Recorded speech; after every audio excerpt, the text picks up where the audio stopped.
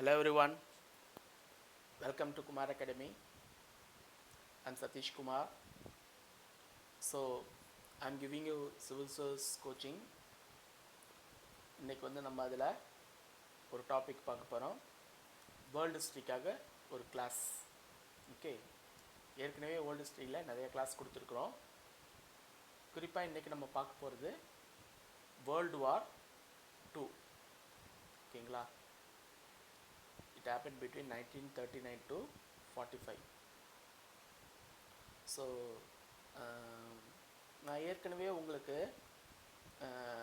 World between two wars, that is 1919 to 39, அப்புறமேட்டா நாசி ஜெர்மனியில் என்ன நடந்துச்சு, இட்டாலியில் ஃபாசிசம் எப்படி வளர்ந்துச்சு, relations between the different European countries எப்படி இருந்துச்சு, அதெல்லாம் நான் ஏற்கனவே கொடுத்துருக்குறேன்.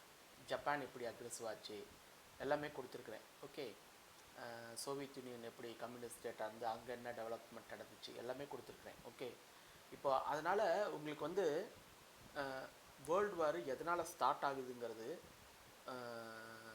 ஏற்கனவே அந்த இதில் அதை பேஸ் பண்ணி தான் காசஸை கண்டுபிடிக்கணும். உங்களுக்கு ஏற்கனவே தெரியும் வேர்ல்டு வார் எதனால் காசஸ் உருவாதுன்ட்டு. Okay, so causes of world war நான் தனியாக ஒரு லெசன் கொடுக்கல, பட் ஆனால் முடிஞ்சால் ட்ரை பண்ணுறேன் கொடுக்குறதுக்கு. அப்படியே நான் கொடுக்கலனாலும் நீங்கள் இது வரைக்கும் படித்த அந்த இதில் இருக்கிற ஒரு 6-7 பாயிண்ட்ஸ் எடுக்கிறதுனாலே காசஸ் ஆஃப் வேர்ல்டு வார் வந்துடும். ஓகே, என்னென்ன காசஸ்லாம் இருக்கலாம். நான் ஏற்கனவே ட்ரீட்டி ஆஃப் வெர்சைலஸ் பற்றி கொடுத்துருக்கேன். இன்ஃபேக்ட் ட்ரீட்டி ஆஃப் வெர்சைலஸ் தான் மேஜர் ரீசன், அங்கேருந்து தான் ஸ்டார்ட் ஆகும். ஸோ ட்ரீட்டி ஆஃப் வெர்சைலஸில் என்னென்னலாம் பண்ணாங்க, அது ஏன் ஜெர்மனி இதாகிடுச்சு, அதனால் ஜெர்மனி எப்படி நாசிசம் வந்துச்சு, ரைட். ட்ரீட்டி ஆஃப் வெர்சைலஸில் தான் இட்டாலி இது பாரிஸ் பீஸ் கான்ஃபரன்ஸில் தான் இட்டாலிக்குன்னு ட்ரீட்டி போட்டாங்க. அந்த ட்ரீட்டியில் இட்டாலியன் சாட்டிஸ்ஃபை ஆகலை. ஓகே, அதே மாதிரி லீக் ஆஃப் நேஷன்ஸ் நம்ம ஏற்கனவே லெசன் எடுத்திருக்கேன். League of nations failure of league of nations அது ஒரு ரீசன், ரைட். பிரிட்டன் ஃப்ரான்ஸ் மாதிரி கண்ட்ரீஸ்லாம் ஃபோக்கஸ்ட் ஆன் தெம் செல்ஃப். அதனால் அவங்க வந்து ஜெர்மனி அக்ரெசிவாக இருக்கும்போது, ஜப்பான் அக்ரெசிவாக இருக்கும்போது தடுக்கலை. ஓகே, யூஎஸ்ஏ மாதிரி ஒரு கண்ட்ரி லீக் ஆஃப் நேஷன்ஸில் மெம்பரே ஆகலை. இன்ஃபேக்ட் லீக் ஆஃப் நேஷன்ஸை உருவாக்குனதே. ஸோ இதுதாங்க காசஸ். இதெல்லாம் நம்ம ஏற்கனவே ஐ ஹவ் டிஸ்கஸ் இனஃப். அதுலேருந்து நீங்களே எடுத்து எழுதிக்கலாம். ஓகே, ஸோ இப்போ நம்ம வேர்ல்டு வார் என்னென்ன ஈவெண்ட்ஸ் நடந்துச்சுது. பொதுவாக இந்த மாதிரி வேர்ல்டு வார் ஈவெண்ட்ஸ் எல்லாம் ரொம்ப டீட்டெயிலாக படிக்கணும்னு அவசியம் இல்லை யூபிஎஸ்சி மாதிரி எக்ஸாமினேஷன்ஸ்க்கு. ஏன்னா வேர்ல்டு வார் எப்படி நடந்துச்சு அப்படிலாம் எதுவும் கேட்க மாட்டாங்க. பட் ஆனால் இதை நம்ம தெரிஞ்சு வச்சுக்கிட்டோம்னா ஏதாவது ஒரு கேள்வி கேட்குறாங்கன்னு வச்சுக்கோங்களேன். உதாரணத்துக்கு எதனால் அலைட் பவர்ஸ் ஜெயிச்சாங்க, இல்லை எதனால் இது அந்த மாதிரி ஒரு சில விஷயங்களுக்காக இதை நம்ம தெரிஞ்சுக்கணும். ஸோ நம்ம ரொம்ப டீட்டெயிலாக பார்க்க போகிறதில்ல. வேர்ல்டு வார் எப்படி நடந்துச்சு, என்னென்ன ஈவெண்ட்ஸ்லாம் நடந்துச்சு, சில முக்கியமான ஈவெண்ட்ஸ், சில அண்டர்ஸ்டாண்டிங்காக. இன்ஃபேக்ட் சர்டன் பாயிண்ட்ஸ் நடுவில் வரும். அது உங்களுக்கு ரொம்ப யூஸ்ஃபுல்லாக இருக்கும். ஓகே, அண்டர்ஸ்டாண்டிங்காக. ஓகே, இன்றைக்கி பார்க்கலாம். ஸோ நான் ஏற்கனவே உங்களுக்கு கொடுத்த கிளாஸ் மாதிரி வேர்ல்டு வார் 2 எப்போ பிகின் ஆகும்னா செப்டம்பர் 1, 1939. ஏன்னா அந்த டேட்டில் தான் ஹிட்லர் வந்து போலாந்து அட்டாக் பண்ணுவார். ஓகே, அவர் அட்டாக் பண்ண உடனே 2 நாள் கழித்து 3rd December 1939 Britain France declare war on Germany. Okay, in fact Hitler வந்து போலாந்து அட்டாக் பண்ணுறதுக்கு முன்னாடியே 23 August 1939 சோவியத்துக்கிட்ட ஒரு நான் அக்ரெஷன் பேக்ட், அதாவது நாங்கள் உங்களை அட்டாக் பண்ண மாட்டோம், நீங்கள் எங்களை அட்டாக் பண்ண வேணான்னு ஒரு நான் அக்ரெஷன் பேக்ட் போட்டுக்குவார். ஓகே, ஸோ அதனால் சோவியத்து போலாந்து அட்டாக் பண்ண, ஏன்னா போலாந்து அட்டாக் பண்ணுறாருன்னா சோவியத் வந்து என்னையும் அட்டாக் பண்ணணும், ஏன்னா ஈஸ்ட் பக்கத்துக்கு போகலாம், என்னையும் அட்டாக் பண்ணணும்னு ஒரு பயம் வரும் இல்லையா. அதனால் ஒரு நான் அக்ரெஷன் உண்மையில அக்ரெஸ் பண்ண மாட்டேன்னு ஒரு டிடி போட்டுக்கிறார். அதனால் ஸோ ஓகேவா, அது அப்படி தான் போலாந்து அட்டாக் பண்ணுறாரு. இப்போது 3ஆம் தேதி பிரிட்டன் ஃப்ரான்ஸ் சொல்கிறாங்க டிக்ளேர் வார் ஆன் ஜெர்மனி சொல்கிறாங்க. ஆனால் அவங்க வர முடியாது ஈஸியாக. ஸோ பிரிட்டன் ஜெர்மனி பார்த்தீங்கன்னா அவனுடைய ஃபோர்ஸ் மொபிலிட்டி இருக்குது பார்த்தீங்களா. இன்ஃபேக்ட் ஃபர்ஸ்ட் வேர்ல்டு வார்லேயும் சரி, செகண்ட் வேர்ல்டு வார்லேயும் சரி, ஜெர்மனோட ஆர்மி வந்து one of the most efficient army. அது போகிற வேகம் பிளிட்ஸ் அப்படிம்பாங்க, பிளிட்ஸ் கிரைக்ங்கிறாங்க, லைட்டனிங் வார், சர்ன்னு வருவான், அடிப்பான். ஓகே, இன்ஃபேக்ட் அந்த பிளிட்ஸுக்கு ஜெர்மனோட பிளிட்ஸிங் இங்கே பாருங்கள், டேங்க், இந்த பிளிட்ஸிங் வந்து இந்த மாதிரி வரிசையாக நிறையா டேங்க் சர்னு போகிறது. ஓகே, ஸோ இது வந்து ஜெர்மன் 3 வாரத்தில் போலந்தை கேப்சர் பண்ணிடுவான் ஜெர்மனி. ஓகே, அதே மாதிரி ரஷ்யா வந்து என்ன பண்ணுவான், அவன் அந்த பக்கம் கூடி போலந்து அட்டாக் பண்ணி அவன் ஈஸ்டர்ன் போலண்ட், இவன் வெஸ்டர்ன் போலண்ட் அட்டாக் பண்ணி இவன் கேப்சர் பண்ணிக்குவான். அவன் ஈஸ்டர்ன் போலந்து அவனுக்கு அந்த இடத்துல இருக்கிறேன். ஸோ ஜெர்மனியும் ரஷ்யாவும் போலந்தை பாதிப்பதே பிரிச்சுக்குவாங்க. ஓகே, ஆக்சுவலாக பிரிட்டன் வந்து 3ஆம் தேதி சொன்னிருந்தா கூட ஃபஸ்ட்டு 7 மந்த்ஸு சீரியஸாக வாரே பண்ணாது பிரிட்டன். இன்ஃபேக்ட் பிரிட்டன் வந்து அந்த ஃபஸ்ட் 7 மந்த்து ஃபுல்லாக என்கேஜே ஆகாது அந்த வாரில். ஸோ அந்த டைம்லாம் பார்த்தீங்கன்னா ஹிட்லர் தான் யூரோப்பில் எல்லா வேலையும் பண்ணிகிட்டு இருப்பார். இன்ஃபேக்ட் பிரிட்டனும் ஃப்ரான்ஸும் ரியலாக ஃபைட்டே பண்ணலைன்னு கூட சொல்லலாம். ஓகே, ஸோ அதனால தான் அந்த ஃபஸ்ட்டு 7 மந்த் பீரியடை செப்டம்பரில் 1939 ஒரு ஜூன் ஜூலை 1940 வரைக்கும், ஜூன் ஜூலையில் ஒரு மார்ச் ஏப்ரல் வரைக்கும் அந்த டைம் வரைக்கும் அது என்னென்னு சொல்லுவாங்கன்னா ஃபோனி வார்னு சொல்லுவாங்க. ஏன்னா வார் அறிவிச்சிட்டாங்க, ஆனால் உண்மையிலே என்கேஜ் பண்ணலை பிரிட்டனும் ஃப்ரான்ஸும். ஸோ ஹிட்லர் வந்து அவர் பண்ணுறது பண்ணிக்கிட்டே தான் இருப்பார். ஓகே, அவர் என்னென்னலாம் பண்ணார்னு பார்க்கலாம். ஒன்ஸ் அவர் போலந்தை இது பண்ணிட்ட பிறகு அடுத்தது டென்மார்க் அண்ட் நார்வேவை குறி வைப்பார். குறிப்பாக நார்வேவை ஏன் குறி வைக்கிறாரு அப்படின்னா, ஜெர்மனிக்கு வந்து major supplier of iron, okay, அது வந்து ஸ்வீடன். ஸோ ஸ்வீடன்லேருந்து ஜெர்மனிக்கு வரணுன்னா நார்வேவை இவர் பிடிச்சா இவருக்கு அந்த ஸ்வீடன் சப்ளை அயன் வந்து ரெகுலராக இருக்கும் அப்படிங்கிறதுக்காக நார்வேவை நம்ம கண்ட்ரோலில் வச்சுக்கணும்னு சொல்லிட்டு நார்வேவை அட்டாக் பண்ணுவார். Okay, on 9 April 1940. Okay, Germany நார்வேவை அட்டாக் பண்ணுவார். நார்வே அட்டாக் பண்ணணும்னா டென்மார்க்கையும் அட்டாக் பண்ணணும் அப்படிங்கிற மாதிரி. ஸோ அதனால் டென்மார்க்கை அட்டாக் பண்ண, டென்மார்க் வந்து அவ்வளோ பெரிய இதெல்லாம் கிடையாது. ஹிட்லர் அட்டாக் பண்ணுறாரு தெரிஞ்ச உடனே சரண்டர் அடிச்சிடுவாங்க விதவுட் அ ஃபைட். ஓகே, அதே மாதிரி Norway was also defeated very soon. Okay, நார்வேவை காப்பாற்றுறதுக்காக பிரிட்டன் ஃப்ரான்ஸ் ஒரு ஃபோர்ஸ் அனுப்புவாங்க. பட் ஆனால் அந்த ஃபோர்ஸ் வந்து அவ்வளோ எஃபிஷியண்ட்டாக இருக்காது. அதான் சொன்ன ஃபோனி வார் டைம், இந்த டைமு ரியலான ஒரு இதெல்லாம் நடக்கலை. ஓகே, ஸோ ஜெர்மன் ஈஸியாக டென்மார்க் அண்ட் நார்வேவை கேப்சர் பண்ணிடுவாங்க. ஸோ இந்த டென்மார்க் அண்ட் நார்வேவை பிடிச்சது பிரிட்டனுக்கு வந்து அந்த நார்தர்ன் மோஸ்ட் ஏரியாவில் அவனுக்கு அந்த கடலோரத்தில் சூப்பரான ஒரு நேவல் பேஸ் கிடச்சிடும். ஓகே, அது வந்து அவனை ஸ்ட்ரென்தன் பண்ண மாதிரி ஜெர்மனியை. தென் அடுத்து பெல்ஜியம் அண்ட் நெதர்லாண்ட்ஸ் அடிப்பார் ஹிட்லர். ஓகே,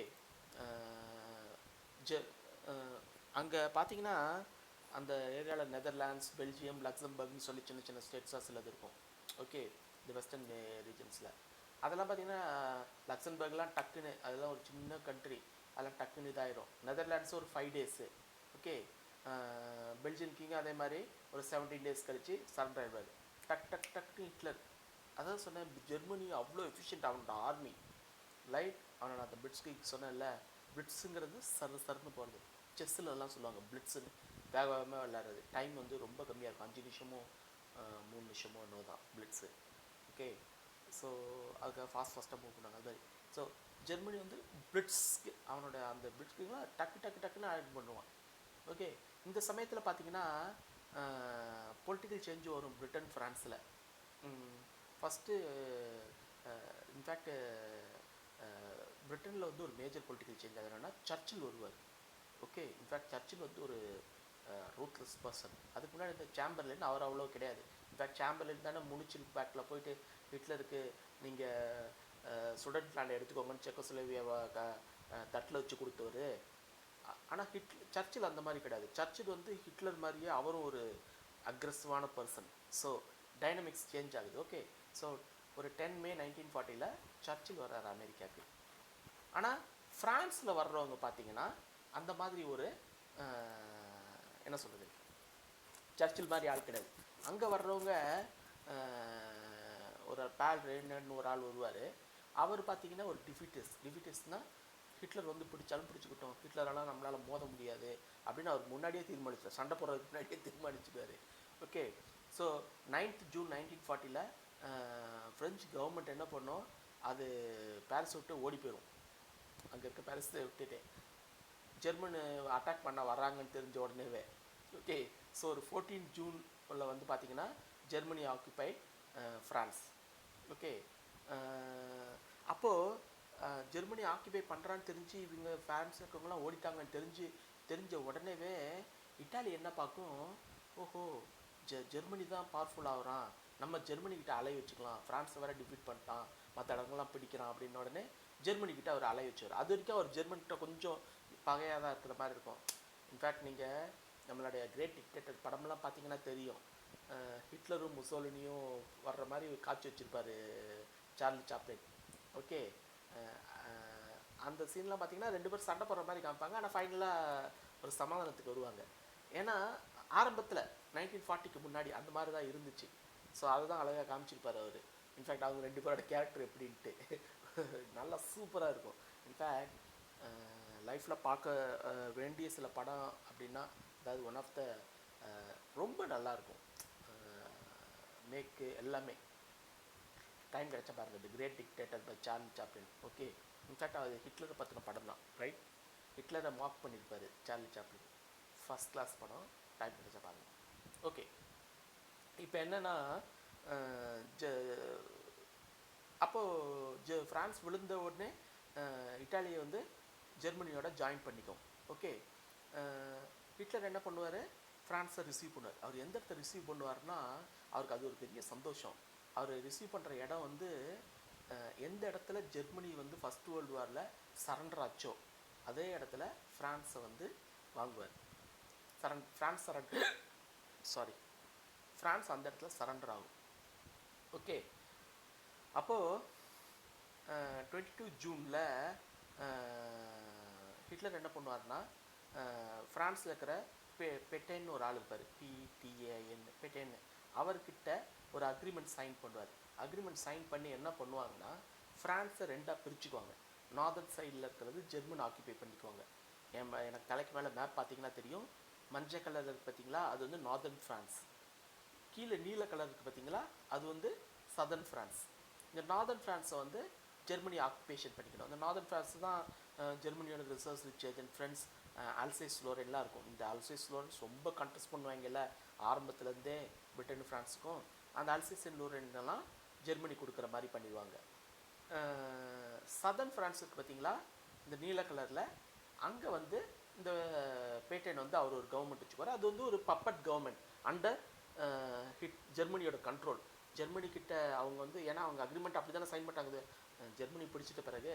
ஸோ நீங்கள் இங்கே ரூல் பண்ணிக்கோங்க, பட் ஆனால் under the control of Germany. அந்த சதர்ன் ஃப்ரான்ஸை வந்து விச்சி ஃப்ரான்ஸ்னு சொல்லுவாங்க, VICHY விச்சி ஃப்ரான்ஸ்னு. அந்த சதர்ன் ஃப்ரான்ஸோட கண்ட்ரோலில் தான் ஃப்ரெஞ்சோட காலனிஸ்லாம் கொடுத்துருவாங்க.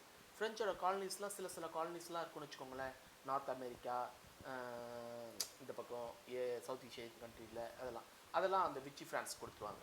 ஓகே, நார்த் ஆஃப்ரிக்காலெலாம் சிலது இருக்கும், சவுத் ஏஷியாலாம் சிலது இருக்கும். ஃப்ரெஞ்சு காலனிஸ் இருந்துச்சு இல்லையா நம்ம. இன்ஃபேக்ட் காலனிஸ் வந்து பிரிட்டன் எங்கெங்கெல்லாம் வச்சுருந்தாங்க, ஃப்ரான்ஸ் எங்கெங்கெல்லாம் வச்சுருந்தாங்க, ஜெர்மனி எங்கெங்கெல்லாம் வச்சுருந்தாங்கன்னு சொல்லி நான் ஒரு லெசன் போடுறேன். ஓகே, நான் ஏற்கனவே இன்க்ளூஷன் போடும்போது சிலதெல்லாம் போட்டிருப்பேன். பட் ஆனால் தனியாக நீங்களே கூட முடிஞ்சால் எடுத்து படிச்சுக்கோங்க, ரொம்ப யூஸ்ஃபுல்லாக இருக்கும் அண்டர்ஸ்டாண்டிங்காக, ரைட்? இந்த மாதிரிலாம் படிக்கும்போது நிறைய மேப்பெல்லாம் ரீட் பண்ணுங்கள்.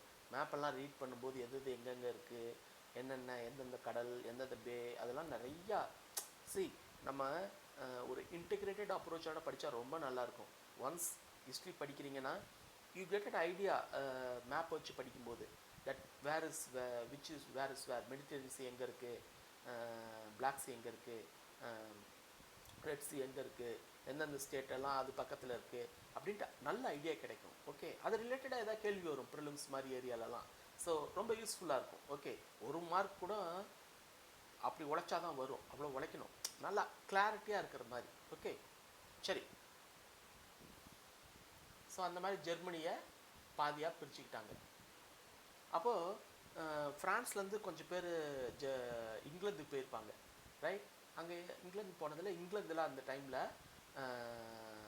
சார்லஸ் டி, நான் அவரோட பேரை கரெக்டாக சொல்கிறேன்னு தெரில, சார்ல்ஸ் டி காலி, இவரோட பேரை ப்ரொனன்சியேஷன் கரெக்டாக பண்ணணும், சார்ல்ஸ் டி காலி. இவர் தான் ஆக்சுவலாக செகண்ட் வேர்ல்டு வார் முடிச்சிட்ட பிறகு ஃப்ரெஞ்ச் பிரசிடென்ட் ஆகிறார். இன்ஃபேக்ட் இவர் வந்து ஒரு இம்பார்ட்டண்ட் ஃபிகர் ஆஃப் ஃப்ரான்ஸ். இவர் வந்து பிரிட்டன் வந்துட்டு ஃப்ரீ ஃப்ரான்ஸ் மூவ்மெண்ட் ஸ்டார்ட் பண்ணுவார். ஸோ ஃப்ரான்ஸை வந்து இப்போ என்ன பண்ணியிருக்காங்க, இப்போ ஜெர்மனி பிடிச்சி பேட்டனுங்கிறவர் மூலமாக விச்சி ஃப்ரான்ஸ்னு சொல்லி ஒரு அவங்களோட ஜெர்மன் கண்ட்ரோல் கவர்மெண்ட் மாதிரி கொடுத்துருக்காங்க. அந்த மாதிரி இல்லாமல் அதை ஃப்ரீ ஃப்ரான்ஸ் பண்ணணும்னு சொல்லிட்டு இவர் வந்து லண்டனில் இருந்துட்டு ஒர்க் பண்ணுவார். ஓகே, இது எனக்கு தலைக்கு மேலே இல்லையா, is a very important figure. Okay, with the help of Britain he tried to fight. So இந்த மாதிரி ஒரு ப்ரொட்டஸ்ட் மூமெண்ட்டை, அதாவது ஃப்ரீடம் மூமெண்ட் நடத்துனது நிறைய பேர் பண்ணாங்க அந்த மாதிரி. ஓகே, வெளியே இருந்து, அதில் இவர் ஒரு ஆள். ஓகே, ஒரு இம்பார்ட்டன்ட் ஃபிகர் ஞாபகம் வச்சுக்கோங்க.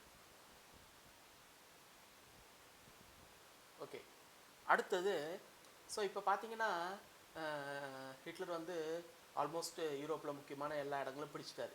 ஓகே, இப்போ அவருக்கு பிடிக்க வேண்டிய ஒரே இடம் இது பிரிட்டன். ஓகே, ஸோ பிரிட்டனை பிடிக்கணும்னு சொல்லி பிளான் பண்ணுவார். அதுக்காக அவர் போடுற ஆப்ரேஷன் தான் ஆப்ரேஷன் சீ லயன். ஓகே, இந்த ஆப்ரேஷன் சீ லயன் இது என்னென்னா, இவர் பிரிட்டனை பிடிக்கணும்னா இங்கிலீஷ் கால்வாயை கடக்கணும். ஓகே, அப்போ தான், ஏன்னா அது வந்து ஒரு ஐலண்டு. இங்கிலீஷ் கால்வாய் வந்து பிரிட்டனுக்கும் யூரோப்புக்கும் பிரிட்டன் கடலுக்கும் அதுதான் இங்கிலீஷ் தானே. ஸோ அதை கடக்கணும் இல்லையா. இதை கடக்கணும்னா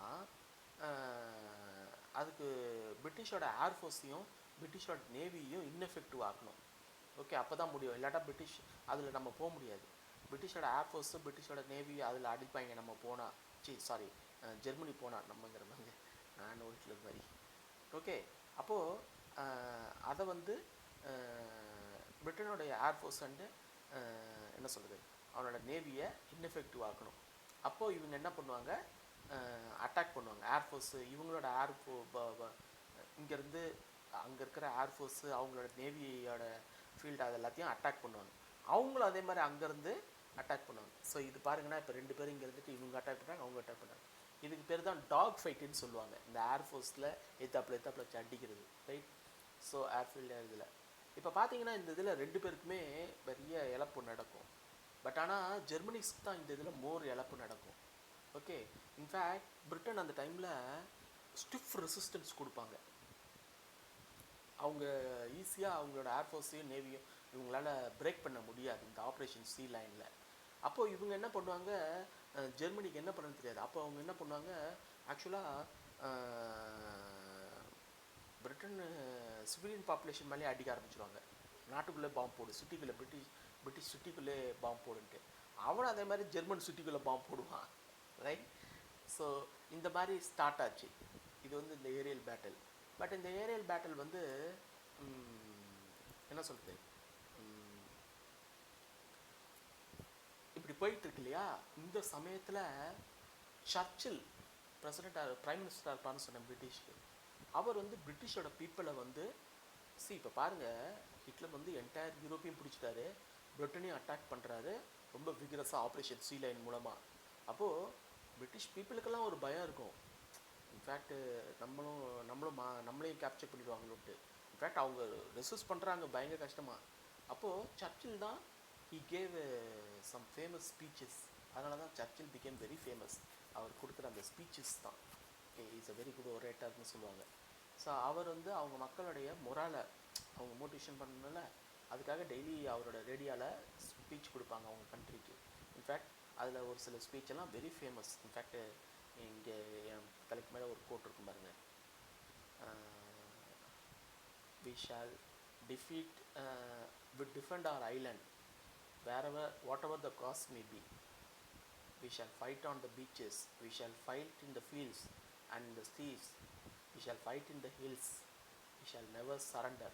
நம்ம எங்கே வேணால் சண்டை போடுவோம், ஆனால் சரண்டரே ஆக மாட்டோம். நம்ம டிஃபெண்ட் பண்ணுவோம் ஸ்ட்ராங்காக அப்படிங்கிற மாதிரி, என்ன ஆனாலும் பரவாயில்ல அப்படின்ட்டு. ஸோ இது வந்து will give the boost the morale of British people. So they were able to withstand the attack of Germany. So ஒரு லிமிட்டுக்கு மேலே ஜெர்மனியால் அவனுக்கு நிறைய இழப்பாகிக்கிட்டே இருக்கும். அப்போ ஜெர்மனி வந்து இந்த ஆப்ரேஷன் சீ லைனை அவனால் கண்டினியூ பண்ண முடியாது. ஸோ அதனால் அவன் ஸ்டாப் பண்ணிடுவான். So this is a very important event. Once again பிரிட்டிஷை ஜெர்மனி வந்து cannot completely destroy பிடிக்க முடியல. ஓகே, ஸோ இவர் ஆப்ரேஷன் சீ லைனை க்ளோஸ் பண்ணிடுவார். ஓகே, அப்போது அடுத்தது பிரிட்டிஷ் இது பண்ணிவிட்டு அதுக்கப்புறமேட்டு அதை நிப்பாட்டிட்டு வெஸ்டர்ன் ஃப்ரண்ட்டில் பிடிச்சதோட அதை வச்சுக்கிட்டு ஹிட்லர் என்ன பண்ணுவார், அடுத்தது அவர் வந்து ஆக்சுவலாக ஃபஸ்ட்டு சோவியத் யூனியனுக்கு என்ன பண்ணார், நான் அக்ரெஷன் பேக்ட் தான் போடுறாரு. ஆனால் அவருக்கு சோவியத் யூனியனை பிடிக்கணுங்கிற எண்ணம் இருந்துக்கிட்டே தான் இருக்கும். அவர் முதல்ல இவங்களெல்லாம் ஜெர்மனிஸ் வெஸ்டர்ன் யூரோப்பியன்ஸ் எல்லாம் நல்லா கம்ப்ளீட்டாக கண்ட்ரோல் கொண்டு வந்துட்டு அதுக்கப்புறம் அட்டாக் பண்ணலான்ட்டு இருப்பார். ஓகே, இன்ஃபேக்ட் பிளானிங் வந்து 1942 அவர் ஸ்டார்ட் பண்ணிடுவார். ரைட், ஆப்ரேஷன் பார்பரோசான்னு சொல்லி, பார்பரோசா அதுதான் சோவியத் ரஷ்யாவை பிடிக்கிற பிளானு. ஓகே, ஹிட்லர் பார்த்தீங்கன்னா ரஷ்யனோட ஆர்மி மேலே ஒரு லோ ஒப்பீனியன் இருக்கும். ரஷ்யன் ஆர்மியை ரெட் ஆர்மின்னு சொல்லுவாங்க. அந்த ரெட் ஆர்மியை அவர் லோ ஒப்பீனியன், அவங்கெல்லாம் சும்மா அண்டர் எஸ்டிமேட் பண்ணுவார். ஓகே, இன்ஃபேக்ட் வேர்ல்டு வார் 1லலாம் நம்ம பார்த்தோம். இன்ஃபேக்ட் அது ஒரு இன்எஃபிஷியன்ட் ஆர்மியாக தான் இருந்திருக்கும். ரைட், இன்ஃபேக்ட் லார்ஜஸ்ட் ஆர்மி வச்சுருப்பாங்க. பட் ஆனால் எல்லா இடத்துலையும் தோற்றுட்டே இருப்பாங்க ஜெர்மன்கிட்ட. ஆனால் ஜெர்மன் வந்து பயங்கர எஃபிஷியன்ட் ஆர்மி. ஸோ அந்தளவுக்குலாம் சோவியத் ரஷ்யாவில் பிளானிங் கிடையாது, அந்த ஆர்மி அந்த மாதிரி கிடையாது. ஸோ அதனால் அவர் அந்த மாதிரி சொல்லுவார். ஓகே, அண்டர் எஸ்டிமேட் பண்ணி நம்ம ஈஸியாக அடிச்சிடலான்னு சொல்லுவார். ஸோ இந்த ஆப்ரேஷன் பார்பரோஸை போடும்போதே நம்ம 9 வீக்ஸில் சோவியத்தை அடிக்கிறோம். அதே மாதிரி மேக்ஸிமம் 17 வீக்ஸ் தான், 9 வீக்ஸ்க்குள்ளே பிடிக்கிறோம், இல்லாட்டா 19 வீக்ஸு 17 வீக்ஸு, இதுதான் அவரோட இது. பட் ஆனால் இவர் பண்ண இந்த underestimation is going to lead to the defeat of Hitler. Okay, இவங்க ஜெர்மன் இது ஜெர்மன் இவர் ஏன் அதை இன்வெஷன் பண்ணுறாருன்னு நான் ஏற்கனவே கிளாஸில் கூட சொன்னேன். அவர் வந்து ஜெர்மனி மாதிரி ஒரு சின்ன கிங்டம்க்கு ஒரு பஃபர் மாதிரி ஒரு ஏரியா வேணும், அதே மாதிரி கொஞ்சம் ரிசோர்ஸஸ்லாம் வேணும், அதே மாதிரி லிவிங் ஸ்பேஸ் வேணும். அந்த இடத்துலக்கெல்லாம் அந்த ஈஸ்ட் அவ்வளோ பெரிய இடம் இருக்குல்ல ரஷ்யாவில், அவ்வளோ இடத்தையும் பிடிச்சோம்னா அந்த இடத்த நம்ம லிவிங் ஸ்பேஸாக யூஸ் பண்ணிக்கலாம். ஸோ அதுக்காக தான் is trying to attack Soviet. Okay, in fact it was a big blender.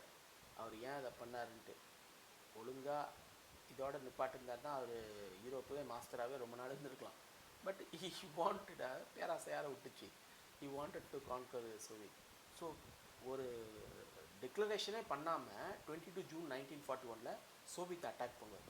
அதான் வார்னே டிக்ளேர் பண்ணாமல். ஓகே, ஸோ அந்த அட்டாக் இப்படி தாங்க இருக்கும். இந்த பிக்சர் அதுக்காக தான் போட்டேன். ஒரு 3 இதாக, மாஸ்கோ ஒன்று, இன்னொன்று இங்கே நடுவில் ஒரு ஏரியா, கீழே குடி ஒன்று, இப்படி ஒரு 3 இதாக போகிற மாதிரி அட்டாக் பண்ணுற மாதிரி இதை. ஓகே, அதான் ஆப்ரேஷன் பார்பரோசா. ஸோ இந்த அட்டாக் இவங்க பண்ண உடனே சடனாக பார்த்தீங்கன்னா சோவியத் ரஷ்யாவில் ஸ்டாலினுக்கு வந்து அப்படியே ஒரு என்ன சொல்கிறது, ஒரு சர்ப்ரைஸாக இருக்கும். அவர் எதிர்பார்த்துருக்கவே மாட்டார். ஓகே, இன்ஃபேக்ட் அவங்க ப்ரிப்பேராக ஆகலை இந்த வார்க்கு. ஏன்னா அவங்க வந்து நினச்சி பார்க்கல. இன்ஃபேக்ட் அவர் ட்ரஸ்ட் பண்ணுவார், அவர் நான் அக்ரெஷன் பேக்ட் ஹிட்லர் போட்டதை. சரி, அவர் அடிப்பார்னு நினச்சி கூட பார்க்க மாட்டார். ஓகே, இன்னும் சொல்லப்போனால் எல்லாருமே ஹிட்லரை குறை சொல்லிக்கிட்டு இருப்பாங்க இந்த 1935 அப்புறமேட்டா வெஸ்டர்ன் கண்ட்ரிஸ்லாம். பட் ஆனால் சோவியத் ரஷ்யாவில் வந்து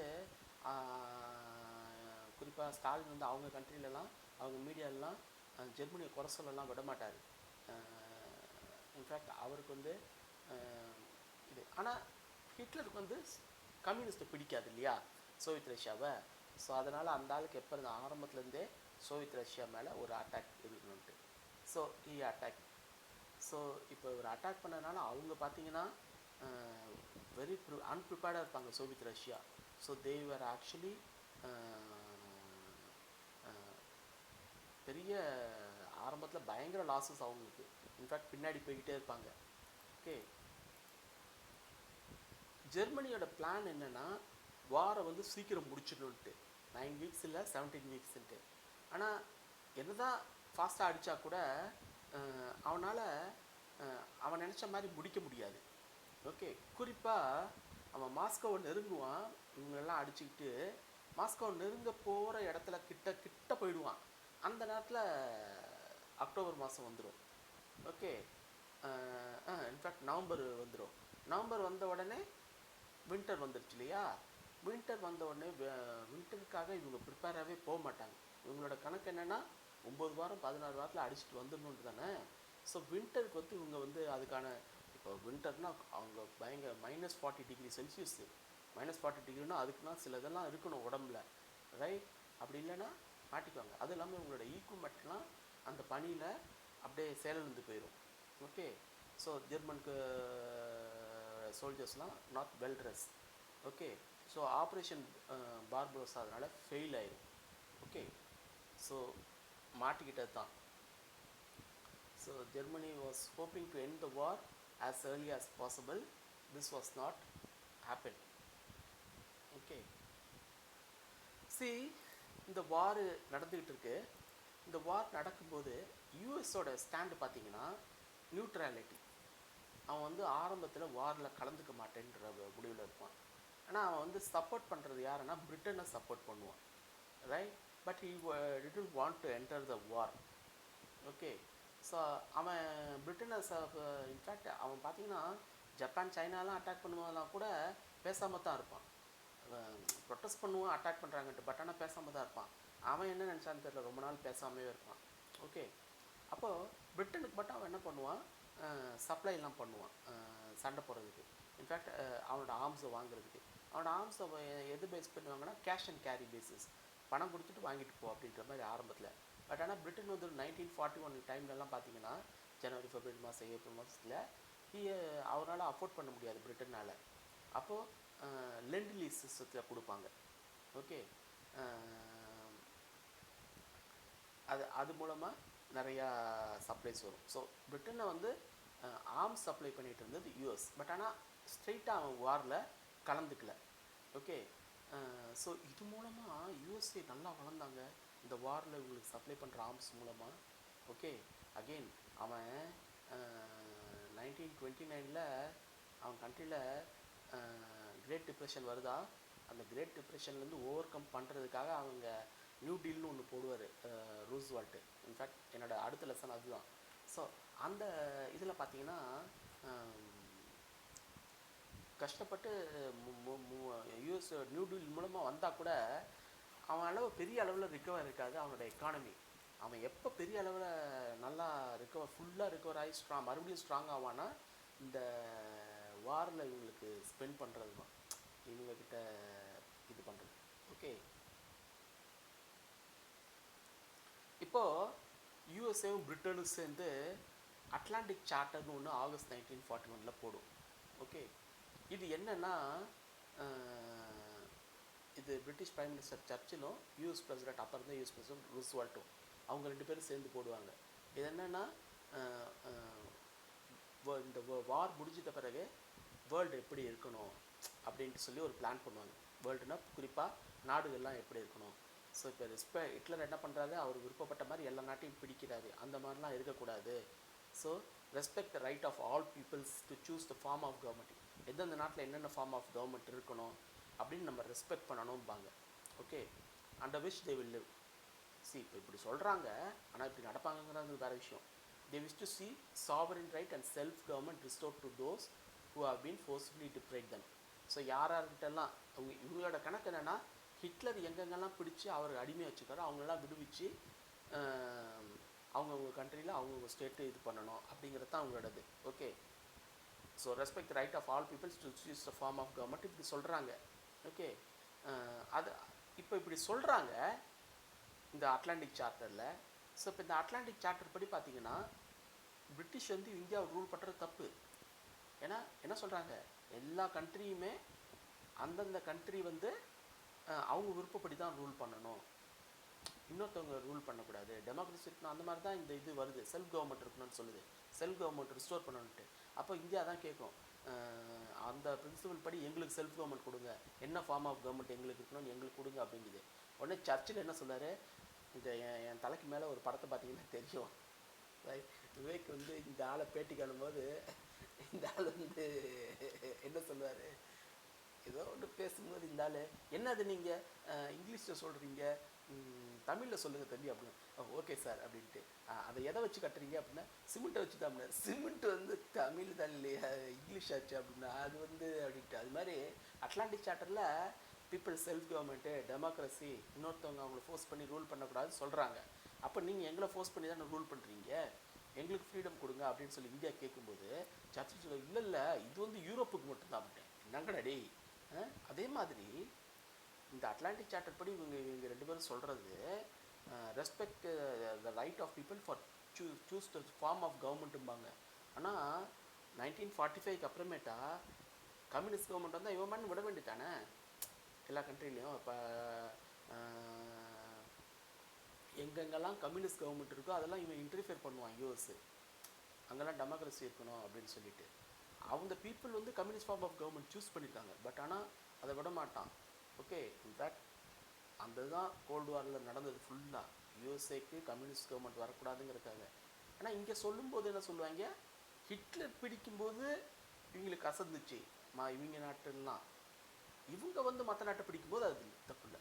அதான் சொல்லுவாங்க அந்த யூஎஸ் பிரிட்டன் ஒன்று மென்டாலிட்டி என்னென்னா, அவங்க பண்ணால் தப்பு இல்லை, அடுத்தவங்க பண்ணால் தப்பு, ரைட்?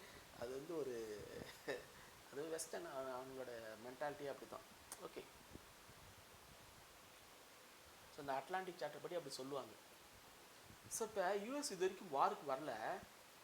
இந்த அட்லாண்டிக் சார்ட்டர் போடும்போது கூட வாரில் அவன் ஸ்ட்ரைட்டாக இது பண்ணலை. ஆனால் எப்போ அவன் வரப்போகிறான்னா ஒரு 1941 அக்டோபரில் சடனாக ஜப்பானில் பார்த்தீங்கன்னா ஒரு அக்ரெசிவ் கவர்மெண்ட் வரும்.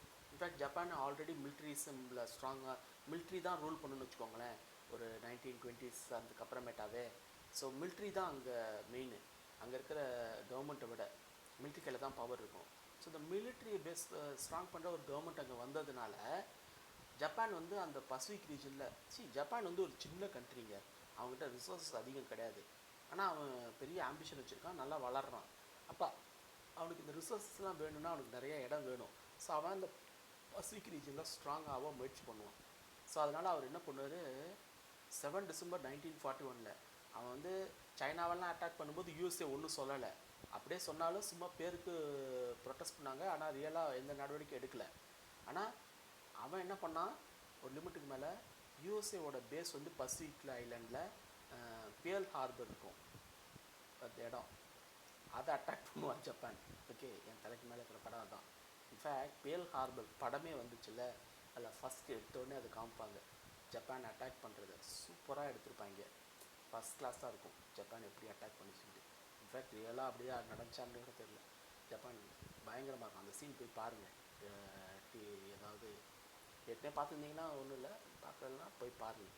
ஸோ அட்டாக் பண்ணோம் பேர்ல் ஹார்பரை. இந்த அட்டாக் பண்ணதில் நியர்லி 118 ஏர்க்ராஃப்ட்டு, அப்புறம் battleships, more than 2000 people were killed. Okay, இது வந்து இவனுக்கு சர்ப்ரைஸு, யார், யூஎஸ்ஏக்கு. ஹிட்லர் வந்து ஆப்ரேஷன் பார்பரோசா மூலமாக சோவியத்துக்கு சர்ப்ரைஸ் கொடுத்தாரு. இவர் வந்து ஜப்பான் வந்து பசிபிக் ஐலாண்டில் ஒரு அட்டாக் மூலமாக யூஎஸ்ஏக்கு சர்ப்ரைஸு. இவன் இந்த சர்ப்ரைஸில் இவனுக்கு இது அட்டாக் பண்ணுறான்னு உடனேவே அங்கே மறுநாளே 8 டிசம்பரில் US declare war on Japan. Okay, on 11 December Germany and Italy also declare war on US. ஏன்னா ஜெர்மனி டிக்ளேர் ஜப்பான் தானே அந்த ஆக்சஸ் இது பண்ணாங்க, அக்ரிமெண்ட் பண்ணாங்க. ஸோ அதனால் இவன் Germany Italy would have to support Japan. So Germany declare also 11 டிசம்பரில் announce war on US. இது இப்போ பார்த்தீங்கன்னா யூஎஸ்ஏவும் ரஷ்யாவும் சோவியத் ரஷ்யாவும் வார் பண்ணிட்ட உடனே, இன்ஃபேக்ட் குறிப்பாக சவுத் பசிபிக்கில் வேறு நடக்க போகுது இல்லையா, அதனால் it really become a world war. In fact when compared to World War I, this was even bloodiest war, Second World War. Okay, it was a bloodiest war.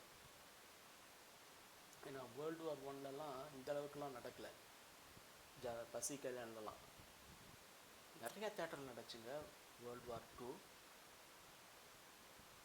குறிப்பாக ஜப்பானும் யூஎஸ் அடிக்கிறது தான். Okay,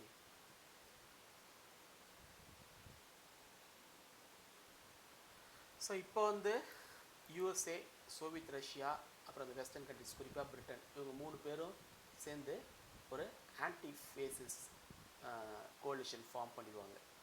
okay, anti ஃபேசிஸ் coalition that is against Japan, Italy and Germany. இவங்க யார், US, Soviet and Britain. Okay, ஆனால் Japan பார்த்தீங்கன்னா, so US வந்து 9 டிசம்பர்லேயே approach பண்ணுறான் அவன் அட்டாக் பண்ண உடனே வார்ன்ட்டு. ஆனால் ஜப்பான் பார்த்தீங்கன்னா நிறைய இடத்த பிடிச்சி அரைஞ்சிடும் பசிபிக் ஐலாண்டில். Philippines, Indonesia, Burma, Malaya, Singapore, Thailand. In fact 1942 India பார்டருக்கு வந்துடுவான் பர்மாவை தொட்டு. அதனால தான் 1942 நம்ம இந்தியன் ஹிஸ்ட்ரி படிக்கும்போதெல்லாம் படிப்போம். அடிக்கடி நிறைய பேர் வருவாங்க. Cripps, Wavell plan, August offer எதுக்கெல்லாம் வர்றாங்கன்னா இந்த பக்கம் கூடி ஜப்பான் வந்து இந்தியாவை பிடிக்கிற மாதிரி இருக்கும். அதனால தான் இந்தியா கிட்ட அவங்க அடிக்கடி நெகோசியேஷன் பண்ண வருவாங்க பிரிட்டிஷ்காரங்க. ஓகே, அந்த டைமில் தான் நம்ம ஆளுங்கள்லாம் குவிட் இந்தியா மூவ்மெண்ட்லாம் கூட ஸ்டார்ட் பண்ணுவாங்க. ஓகே, நிறைய ஞாபகம் வச்சுக்கணும் இந்த டைமில் தான். ஸோ குறிப்பாக இந்த டைமில் பிரிட்டனும் யூஎஸ்ஏவும் ஒன்றா சேர்ந்து செயல்படுவாங்க. ஆல்தோ இவங்களுக்கு இந்த டைமில் இவங்க பார்த்தீங்கன்னா பிரிட்டன் யூஎஸ்ஏ இவங்களுக்கு சோவியத் தேவை ஜெர்மனி டிஃபீட் பண்ணுறதுக்கு. ஆனால் சோவியத்தோட இவங்க கோஆர்டினேட் பண்ணிலாம் செயல்பட மாட்டாங்க. இன்னும் சொல்லப்போனால் சோவியத் வந்து ஜெர்மனிகிட்ட தனியாக சண்டை போடுற நேரத்தில் சோவியத் வந்து கேட்கும், நீங்கள் அந்த பக்கம் கூடி ஜெர்மனை அட்டாக் பண்ணுங்க அப்படிங்கும். ஆனால் அவங்க வந்து அப்படி அட்டாக் பண்ண மாட்டாங்க. அதனால் அவங்க வெஸ்ட்படி அட்டாக் பண்ணதுனால ஹிட்லர் வந்து அவரோட முழு ஃபோர்ஸையுமே ரஷ்யா மேலே அட்டாக் பண்ணுற மாதிரி இருக்கும், சோவியத் மேலே. அது வந்து ஃபுல்லாக சோவியத்துக்கு பேர்டுன்னு. உண்மையில் இவங்களோட திட்டம் என்னென்னா, இவங்க 2 பேரும் சண்டை போட்டு ஒருத்தர் அடிச்சுட்டு சாகட்டும், வீக் ஆகட்டும், நம்ம வந்து வீக்கான ஒருத்தரை அடிச்சுக்கலாம் அப்படின்ற மாதிரி தான் இருப்பாங்க. இன்ஃபேக்ட் இவங்க 2 பேரில் எவன் போனாலும் பரவாயில்ல, கம்யூனிஸ்ட் ஒருத்தன் கம்யூனிஸ்ட்டு, இன்னொருத்தன் ஃபேசிஸ்ட்டு, இவங்க 2 பேரும் அடிச்சுட்டு சாகட்டோங்கிற மாதிரி தான் அவங்க எண்ணம். ஓகே, ஆனாலும் இவங்களுக்கு வந்து சோவியத் தேவை இந்த டைமில். ஏன்னா ஹிட்லரை வந்து தனியாக அடிக்க முடியாது. ஸோ சோவியத்தையும் இவங்க ஒரு ஆன்டி ஃபேசிஸ்ட் கொலிஷனாக ஜாயின் பண்ணுவாங்க. இந்த வார்லேயே பார்க்கணும் 1942-43லலாம் கதறுவாங்க சோவியத் ரஷ்யா, எங்களே அடிக்கிறான், நீங்கள் அந்த பக்கம் அடிங்கடா, எங்கள் பாரத்தை கொஞ்சம் குறைங்கடான்ட்டு. செய்யவே மாட்டானுங்களே. ஓகே, அதே மாதிரி வார் முடிச்சிட்ட உடனே அந்த ஸ்பாயில்ஸ் ஆஃப் வார்ஸ் எடுக்கிற டைமில் சோவியத் ரஷ்யாவை இவங்க வந்து எனிமையாக பார்க்க ஆரம்பித்து அதுக்கப்புறம் தான் கோல்டு வார் ஸ்டார்ட் ஆகும். ஓகே, ஸோ வார் தேவைப்படும் போது மட்டும், வார் முடிகிறதுக்கு முன்னாடியும் இவங்களை கம்யூனிஸ்ட் ரஷ்யாங்கனால இவங்களுக்கு பிடிக்காது. வாரப்போ ஹிட்லரை டிஃபீட் பண்ணதுக்காக ஃபார்ம் பண்ண அந்த ஆன்டி ஃபோர்ஸ் கொலிஷன் தான். ஓகே, அப்போது அடுத்தது முக்கியமான ஈவெண்ட்டு பேட்டில் ஆஃப் ஸ்டாலின்கிராட். நான் சொன்னேன் இல்லையா, ஆப்ரேஷன் பார்பரோஸா ஃபெயிலியர் ஆகிடுச்சுன்ட்டு. ஸோ இப்போ ஹிட்லர் வந்து அடுத்த வருஷம் 1942 ஆகஸ்டில் he is going to attack. 23 August 1942 renewed attack on Russia. இப்போ வந்து ஸ்டாலின்கிராடை பிடிக்கிறதுக்கு, ஸ்டாலின்கிராட் வந்து ஈஸ்டர்ன் பார்ட்டில் இருக்கும். இப்போ மாடர்ன், அப்போ வந்து அது ஸ்டாலின்கிராட், இப்போ வந்து அது பேர் வோல்வாகார்ட், ரைட், வோல்வாகிராட். இங்கே அட்டாக் பண்ணுறதுக்காக ஹிட்லர் பிளான் பண்ணுவார். In fact this battle of Stalingrad is the most bloodiest battle ever seen in human history. Okay, அதாவது ஜெர்மனியும் ரஷ்யாவும் மோதினது. ஓகே, பயங்கர லாஸ் 2 சைடுக்குமே. ஃபைனலாக விக்ட்ரி வந்து ரஷ்யாவுக்கு வந்துடும். அது எப்படின்றத பார்ப்போம். ஓகே, ஸோ ஜெர்மனி வந்து அட்டாக் பண்ணுங்க. இப்போ ஜெர்மனி பார்த்தீங்கன்னா அவன் வந்து அவன் நாட்டிலேருந்து இன்னொரு நாட்டுக்கு போகிறான், அது ரொம்ப தூரம் போகிறான். நீங்கள் பார்த்தீங்கன்னா தெரியும், ரொம்ப இன்டீரியரில் இருக்கும் அது. அவ்வளோ தூரம் போகும்போது என்ன ஆகும்னா, இப்போ நீங்கள் இராணுவத்தெல்லாம் அவ்வளோ தூரம் கொண்டு போகிறீங்கன்னு வச்சுக்கோங்களேன், தின்னாயிரும் லைனு. உங்களோட மொத்த படையெல்லாம் அப்படி இருக்காது, இவ்வளோ தூரத்துக்கு தின் லைன் ஆயிரும். அப்போ சில ஏரியாலாம் ஹாலோ ஆயிடும், நடுவில் சில ஏரியாலாம் ஒன்றுமே இருக்காது. அப்போ பார்த்தீங்கன்னா ஆரம்பத்தில் இவங்க அட்டாக் பண்ணிகிட்டே இருப்பாங்க, அவங்க பின்னாடி போய்கிட்டே இருப்பாங்க. அப்புறமேட்டா அவன் வந்து என்ன பண்ணுவான், ஒரு குறிப்பிட்ட டைமுக்கு அப்புறமேட்டா மிடில் ஆஃப் நவம்பரில் வந்து பார்த்தீங்கன்னா ஸ்டாலின்கிராட்டை நெருங்கிடுவாங்க பிரிட்டனிஷு. அப்புறம் லேட் நவம்பரில் சோவியத் கவுண்டர் அட்டாக் பண்ணுவாங்க. அவன் கவுண்டர் அட்டாக் பண்ணும்போது அவன் என்ன பண்ணுவான், இவங்களை வந்து இந்த மாதிரி தனியாக போய் நடுவில் அவங்க இது பக்கத்தில் ஒருத்தவங்க மாட்டிக்குவாங்க, இன்னொரு இந்த ஒரு குரூப் இருப்பாங்கன்னு வச்சுக்கோங்களேன் ஜெர்மன்ஸு, இங்கே ஒரு குரூப் இருப்பாங்க, நடுவில் இடம் வந்து ஃப்ரீயாக இருக்கும் இவ்வளோ தூரம் போகிறதுனால. ஸோ இந்த இடத்துல இந்த குரூப் இப்படி போய் நிற்காங்கல்ல, இவங்களை வந்து சோவியத் இப்படி ரவுண்ட் பண்ணிடுவாங்க, என்சர்க்கிள் பண்ணிடுவாங்க. ஒரு 1942 42 எண்டில். அப்போது அங்கே இருக்கிறவங்கெல்லாம் மாட்டிக்குவாங்க. ஸோ அப்போ அதை லீட் பண்ணுற அந்த குரூப்பை லீட் பண்ணுற அந்த ஒரு வந்து ஜென்ரல் பாலஸ்ன்னு சொல்லி ஜெர்மன் ஆர்மி. அவர் வந்து ஆக்சுவலாக அவருக்கு தெரியும் அவரோட நிலைமை.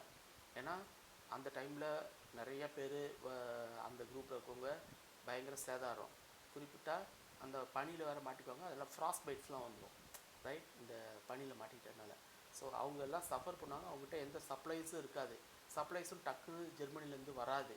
அதனால் வேறு வழி இல்லாமல் ஃபைனலாக 31 ஜனவரியில் தி சரண்டர் 1943. ஸோ 2 February 1943 அது முடிச்சிடும் அந்த battle of Stalingrad. In fact this was the biggest defeat for Germany in any war. Okay, in fact இந்த வாரில் தான் ஹிட்லர் வந்து ஃபுல்லாக அடிச்சுலாம் நினைப்பார். இந்த வார் டிஃபீட் ஆனது ஹிட்லருக்கு அதோட முடிச்சு. அதுக்கடுத்து அவருடைய மிச்சம் இருக்க ரிசோர்ஸையும் எடுக்க வேண்டியதான். So this was a major war. In fact இந்த வாரை ஜெயிச்சதில் தான் வேர்ல்டு வாரோடைய இதுவே மாறப்போகுது. ஏன்னா இது வரைக்கும் வேர்ல்டு வாரில் ஜெர்மனி தான் ஸ்ட்ராங்காக இருக்கும். ஜெர்மனின்னு சொல்கிறத விட ஆக்சிஸ் பவர், ஜப்பான் சைடு அந்த பக்கமும், ஜப்பான் வந்து பசிபிக் ஐலண்டில் அவன் ஸ்ட்ராங்காக இருப்பான். இட்டாலி வந்து ஆரம்பத்துலேருந்து வேஸ்ட்டு, அவனை பற்றி பேசணும்னா. ஜெர்மனியும் யூரோப்பில் ஸ்ட்ராங்காக இருப்பான். இந்த பேட்டில் தோத்துட்ட பிறகு தான் இப்போ ஹிட்லர் என்ன பண்ணணும்னா, இந்த பேட்டில் தோத்துட்ட பிறகு இனிமேல் மறுபடியும் சோவியத்தில் அட்டாக் பண்ணணும்னா he has to bring the forces from western front. அப்போ அவன் வீக்காக போகிறார். ஓகே, ஸோ இதில் கிட்டத்தட்ட 2 million பேர் ஹேடு கேஷுவல்ட்டிஸ். ஒரு ஜெர்மன் சைட்லேயே ஒரு 3 lakh people died, another 9 lakh people, 90,000 people were taken as prisoners. யூஎஸ்எஸ்ஆர்லேயே நிறைய பேர். ஸோ இந்த டைமில் யூஎஸ்எஸ்ஆர் அவனோட இண்டஸ்ட்ரியலைசேஷன் நல்லா நடந்துட்டதுனால they were able to produce arms and ammunitions அவங்க சைடில். ஸோ அது வந்து அவங்களுக்கு ரொம்ப ஹெல்ப்ஃபுல்லாக இருக்கும். அதே மாதிரி ஹிட்லர் இன்வெஸ்ட்மெண்ட் பண்ண மாதிரி இல்லாமல் அவன் ஸ்டிஃபாக ஸ்டாலின்னு இந்த டைமில் அடிப்பாங்க. So that is the reason Hitler was defeated in battle of Stalingrad. Okay, இதுக்கு இந்த வாருக்கு இடையில தாங்க நான் சொன்னேன்ல, இந்த வார் நடந்துட்டு இருக்க டைமில் கதறுவான் சோவியத் யூனியன் ஒரு தடவையும். ஏன்னா ஹிட்லர் ஃபுல்லாக அட்டாக் பண்ணுறாரு. அப்போ சோவியத் என்ன சொல்லுவான், ஏன்னா allied fascist anti fascist coalition ஒன்று ஃபார்ம் ஆகிருக்கும், பிரிட்டன், அமெரிக்கா அண்டு சோவியத்துன்ட்டு. இவங்க வந்து ஹிட்லர் வந்து அட்டாக் பண்ணிகிட்ருக்காரு. அப்போ அவங்க என்ன சொல்லுவாங்க, நீங்கள் அந்த பக்கம் கூடி வெஸ்ட் சைடில் ஹிட்லரை அட்டாக் பண்ணுங்கள், அந்த பக்கம் அவங்கள அட்டாக் பண்ணுங்கள், வெஸ்ட் சைடாக நீங்கள் 2 பேரும் சேர்ந்து. அப்போது 2 பக்கம் அட்டாக் பண்ணாங்க. ஹிட்லர் வந்து இந்த பக்கம் ஒரு ஆர்மி அனுப்பணும் இல்லையா, அப்போது இவங்களுக்கு வந்து யூஸ்ஃபுல்லாக இருக்கும் அப்படின்னு சொல்லி அவர் 1941 ஜூலையிலே கேட்பார். அதுக்கும் அவங்க இல்லை எங்களால் இப்போ முடியாதுன்னு போவாங்க, யார், பிரிட்டன் அண்ட் யூஎஸ்ஏ. அதே மாதிரி 1942 கேட்பார். அப்போவும் யூஎஸ் போகலான்னு சொல்லும், ஆனால் பிரிட்டன் வேணான்னு சொல்லிடும். ஸோ அதனால் அந்த டைம்லேயும் அவங்க வரமாட்டாங்க. அந்த டைமில் என்ன சொல்லுவாங்க, நாங்கள் வந்து நார்த் ஆஃப்ரிக்காவில் இது பண்ணுறோம், நார்த் ஆஃப்ரிக்காவில் இட்டாலி வந்து இது பண்ணிட்டு இருப்பாங்களே அதை நாங்கள் இது பண்ணுறோம்பாங்க. ஸோ ஜெர்மனி அட்டாக் பண்ணுறோன்னு சொல்ல மாட்டாங்க. ஓகே, ஸோ எப்போ அவங்க ஃபோர்ஸை கொண்டு வருவாங்கன்னா 1944 தான் கொண்டு வருவாங்க. ஆஃப்டர் ஸ்டாலின்கிராடில் ஹிட்லர் கம்ப்ளீட்டாக டிஃபீட் ஆகிட்ட பிறகு தான் இவங்க 2 பேரும் நல்லா சேர்ந்து செயல்படுவாங்க. ஓகே, ஸோ ஸ்டாலினுக்கு அந்த டைம்லேயே தோணும், இவங்க என்ன நினைக்கிறாங்கன்னா, நம்ம 2 பேரும் சண்டை போட்டு ஜெர்மனியும் ரஷ்யாவும் சண்டை போட்டு நம்ம ஓயணும்னு அவங்க விரும்புகிறாங்க, நம்ம ப்ளீட் பண்ணணும்னு அவங்க விரும்புகிறாங்கன்ட்டு. அது கூட அவங்க எண்ணமாக இருக்கலாம். ஓகே, என்னவோ. அதுக்கு அடுத்தபடியாக ஜெர்மனி வந்து ஹிட்லர் கடைசியாக ஒரு அட்டாக் பண்ணணும்னு சொல்லிட்டு மிடில் ஆஃப் 1943 அடுத்த வருஷம் பேட்டில் ஆஃப் குஸ்க், KURSK, இதை வந்து அட்டாக் பண்ணுவார். இந்த பேட்டில்லையுமே டிஃபீட் ஆகிடுவாங்க. Okay, with this battle they have to retreat Germany from Soviet. So இப்போ அவங்க வந்து ஃபுல்லாக ஜெர்மனியை விரட்ட ஈஸ்டர்ன் ஃப்ரண்ட்டில் இருக்கிற எல்லா இடத்தையுமே சோவியத் லிபரேட் பண்ண ஆரம்பிச்சிடும்.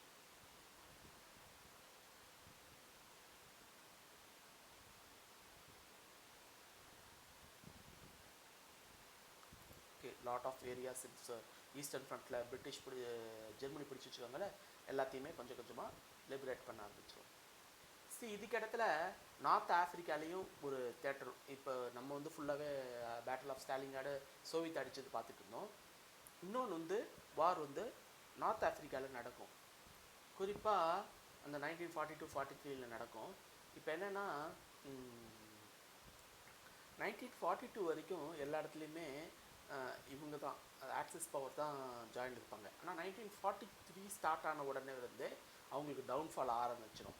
ஓகே, குறிப்பாக அவங்க பேட்டில் ஸ்டாலிங்கார்டில் தோத்தலுக்கு அப்புறமே அந்த டைமில் இட்டாலிக்கார் அவர் வந்து போயிட்டு நார்த் ஆஃப்ரிக்காவை அடிக்க முயற்சிப்பார், எத்தியோப்பியாவை. அவரால் முடியாது. யாரால்? முசோலினியால். அப்போ அவருக்கு ஹெல்ப் பண்ணுறதுக்காக ஜெர்மன் ஃபோர்ஸ் போவாங்க.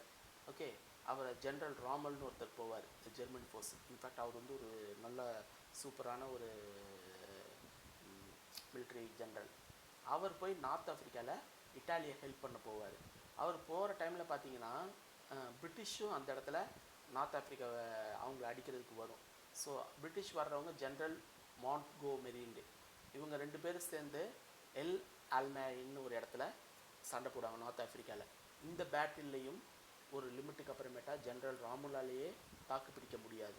Okay, so the British were able to force the Germans out of North Africa விட்டு விரட்டி விட்டுருவாங்க. Okay, so slowly here also Germany got defeated. Okay,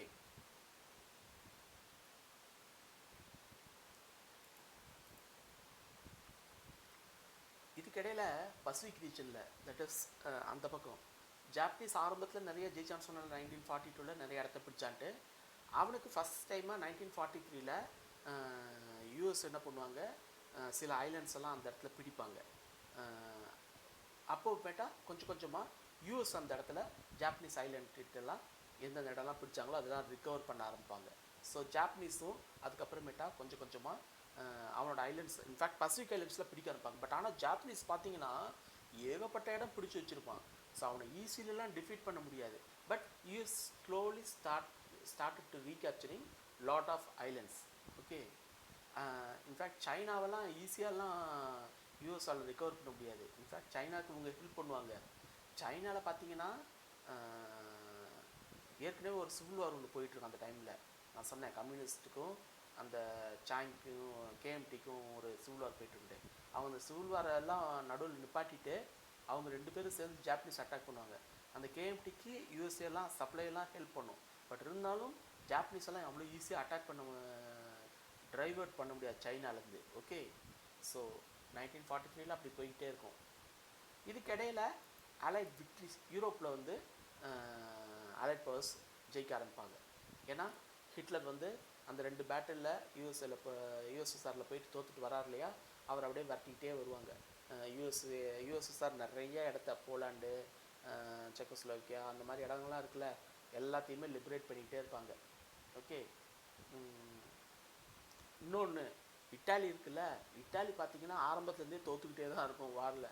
அப்போ இட்டாலியன் பீப்புள் எல்லாம் இந்த வாரில் எதுக்கு முசோலினி கலந்துக்கிறாரு, ஏன் இவர் நாட்டுக்கு இவ்வளோ பிரச்சனை பண்ணுறாருன்னு சொல்லிட்டு அவர் மேலே பயங்கர கோபமாயிடுவாங்க. ஸோ ஒரு ஜூலை 1943 அவங்க முசோலினிய கவர்மெண்ட்டே அவங்க பிரசிடென்ட் டிஸ்மிஸ் பண்ணிக்குவார். டிஸ்மிஸ் பண்ணிவிட்டு அவங்க இட்டாலி வாரை விட்டு வெளியே வரணும்னு இது பண்ணுவாங்க. ஸோ முசோலினியை டிஸ்மிஸ் பண்ணி துரத்தி விட்டுட்டு, அப்போது ஹிட்லருக்கு இன்னொரு பிரச்சனை, முசோலினியை காப்பாற்றணும். ஸோ அதனால் அவர் என்ன பண்ணுவார், இட்டாலியை போயிட்டு பிடிப்பாங்க. ரைட், இட்டாலியை போயிட்டு பிடிப்பாங்க. நார்தர்ன் இட்டாலியை மட்டும் பிடிப்பாங்க. இதுக்கடையில் சதர்ன் இட்டாலியை allied groups Britain and France வந்து பிடிக்கும். ஸோ நார்தர்ன் இட்டாலியை ஜெர்மனி பிடிச்சி வச்சுக்கும், சதர்ன் இட்டாலியை பிரிட்டன் அண்ட் ஃப்ரான்ஸ் பிடிச்சி வச்சுக்கும். இந்த நார்தர்ன் இட்டாலியில் முசோலினியை போட்டு வச்சுருக்குவார் ஹிட்லர். ஓகே, ஸோ இப்போ இந்த நார்தர்ன் இட்டாலிக்கும் சதர்ன் இட்டாலிக்கும் சண்டை நடக்குது. ஆக்சுவலாக சதர்ன் இட்டாலி வந்து உடனே போய் நார்தர்ன் இட்டாலியை முசோலினியை விரட்டிலாம் விட மாட்டாங்க. ஆனால் முசோலினி அங்கே வந்து 1944 வரைக்கும் இருப்பார்னு வச்சுக்கோங்களேன், 44-45 வரைக்கும். ஆனால் அவர் கொஞ்சம் கொஞ்சமாக அவர் அங்கே இருக்கிற மக்களும் எதிர்க்க ஆரம்பிச்சுவாங்க. ஓகே, என்ன தான் ஜெர்மனி வந்து கண்ட்ரோலில் வச்சுருந்தா கூட பீப்புள் சப்போர்ட் இல்லைன்னா விழ ஆரம்பிச்சிடும்ல. ஸோ அப்படி தான். ஸோ ஃபைனலாக முசோலினி வாஸ் ஆக்சுவலி ஒரு லிமிட்டுக்கு மேலே he was captured and he was executed. Okay, so southern Italy வந்து கண்ட்ரோல் வந்து பிரிட்டன் அண்ட் ஃப்ரான்ஸ் கண்ட்ரோலில் இருக்கும். ஸோ கொஞ்சம் கொஞ்சமாக இவங்க எல்லா இடத்தையும் பிடிக்க ஆரம்பிப்பாங்க. Hitler started losing all the areas. Okay, அதுக்கப்புறமேட்டா தான் June 1944 allied troops started the second front. Okay, பாருங்கள் இது எவ்வளோ விவரமான யூனிட்டு. அதாவது நீங்கள் பாகுபலி படம் பார்த்தீங்கன்னா, பாகுபலி நான் அந்த கதை சொல்கிறேன், கொஞ்சம் போட்டோம், கொஞ்சம் நேரம் சொல்கிறேன். ஓகே, 6 ஜூன் 1944 பிரிட்டனும் ஃப்ரான்ஸும் பிரிட்டனு யூஎஸ்ஏ இவங்க சேர்ந்துக்கிட்டு இவங்க செகண்ட் ஃப்ரண்ட் ஸ்டார்ட் பண்ணுவாங்க பிரிட்டிஷ்க்கு அகேன்ஸ்டாக, ஜெர்மனிக்கு அகேன்ஸ்டாக. அதை தான் அவங்க D-Day சொல்லுவாங்க. ஆக்சுவலாக என்ன கேட்டால் D-Dayன்னு எதை சொல்லுவாங்கன்னா பேட்டில் ஆஃப் ஸ்டாலின்கிராட் தான் சொல்லணும். ஆனால் இவங்க வந்து ஸோ இவங்களோட ட்ரூப் வரும் நார்மண்டிங்கிற இடத்துல. இன்ஃபேக்ட் இதை கூட சில படத்துலலாம் காமிச்சிருப்பாங்க. I think saving private Ryan, battle of நார்மண்டியில் அடிப்பாங்க, இறங்குவாங்க.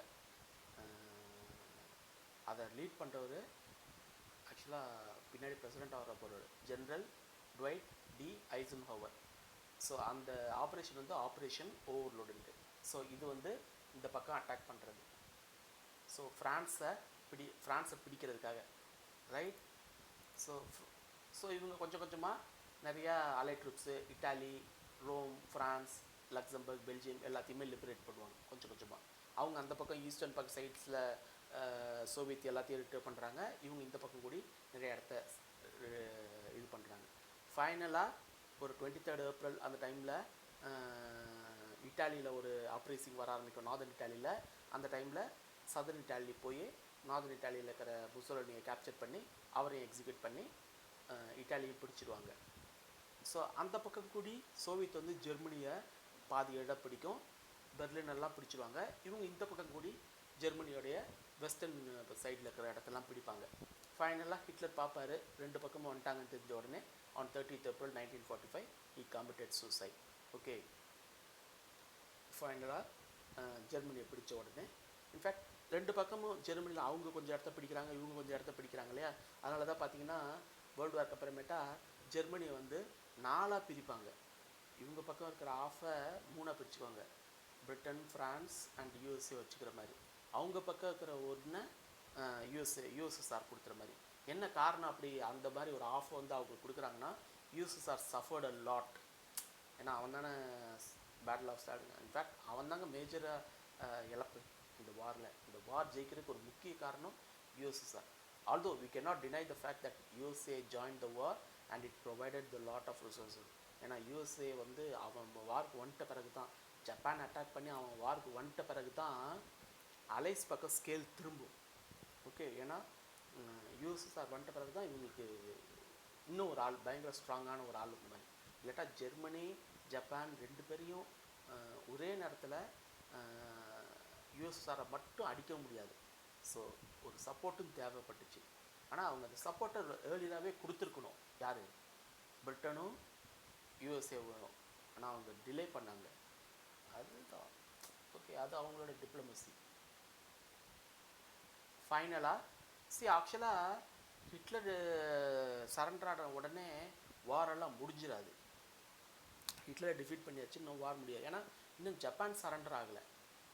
ஸோ ஜப்பான் சரண்டர் ஆகணும்னா, ஸோ இன்ஃபேக்ட் ரஷ்யா வந்து ஜப்பானை அட்டாக் பண்ணுறதுக்காக பிளான் பண்ணோம் ஒரு 8th ஆகஸ்ட்டில். ஓகே, நீங்கள் பாகுபலி படம் பார்த்தீங்கன்னா தெரியும், கஷ்டப்பட்டு போயிட்டு காலக்கையனை நம்ம ஆள் பிரபாஸ் போட்டு டாம் தூம்னு அடித்து கொல்றதுக்கெலாம் போவார்.